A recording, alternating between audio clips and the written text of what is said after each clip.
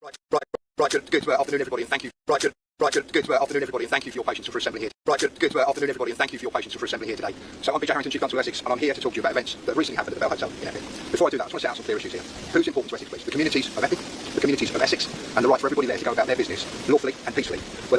Who's important to Essex, please? The communities of Epping, the communities of Essex, and the right for everybody there to go about their business lawfully and peacefully.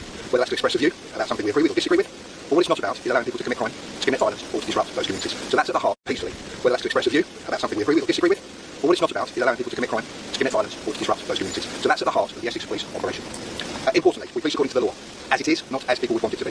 So it is clear and factual that people in this country, it's an important element in our democratic rights, that people can assemble peacefully and lawfully to express their views, whether we agree with them or not. And that's an important point and one of the objectives of Essex Police in this matter.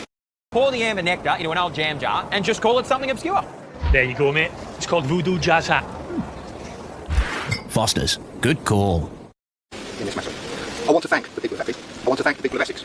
I also want to thank all those who have turned up to protest and express their views peacefully and lawfully, because there have been many of those. I've seen the people of Epping. I want to thank the people of Essex. I also want to thank all those who have turned up to protest and express their views peacefully and lawfully, because there have been many of those. I've seen the pictures, I've read the commentaries in the newspapers that have been made to many of you about people who feel firmly about an issue that concerns them and have expressed that well, peacefully, to make their views properly known. What has been unacceptable has been the people who have come to Epping and committed violence, who have attacked people who work at the hotel, who have attacked officers, who have damaged property, and who have caused fear and disruption to the people of Epping. That is not tolerable. It will not be tolerated. And to that end, we have made 10 arrests. A number of those people have been charged. A number of those people have been remanded in custody for serious offences. And my thanks go to the Crown Prosecution Service, who have assisted us in bringing those prosecutions.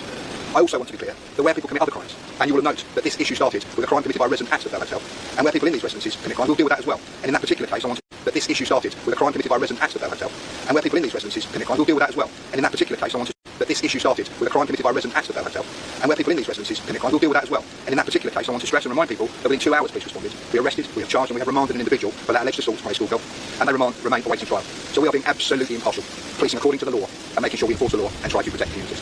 That is the approach that Essex Police will take. It's the approach that Essex Police continue to take, and will continue to take as further demonstrations, which we know are being advertised and discussed in the media for the coming week. I also want to be really clear. This is not for Essex Police to make a judgment about asylum or immigration policy.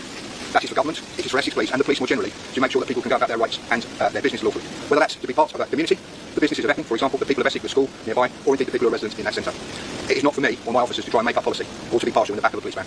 It is for us to enforce the law, to act within the law, and I think our actions and the bravery and the commitment of the officers, some of which have been injured, has shown that, and we will continue to do that.